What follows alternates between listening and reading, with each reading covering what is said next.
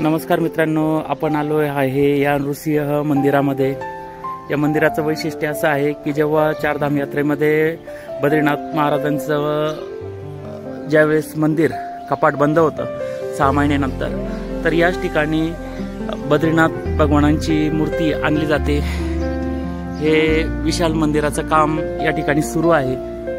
आपल्याला लहानपणी आपण गोष्ट ऐकलेली असेल भक्त प्रल्हादाची गोष्ट आपण ज्या ठिकाणी ऐकली तेच हे ठिकाण आहे, ज्या ठिकाणी आपण बघू शकतो की भक्त प्रल्हादांना जेव्हा त्रास झाला त्यावेळी भगवान विष्णूंनी स्वतः नृसिंह अवतार घेऊन या ठिकाणी आपल्या भक्ताला खऱ्या अर्थाने मुक्तता दिली।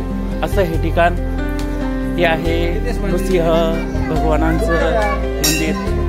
आपण बघू शकतो या मंदिरामध्ये पूजा पाठ सगळ्याच गोष्टी सुरू आहे आणि या आतमधल्या मूर्ती आपण बघू शकतो। नृसिंह भगवान की जय।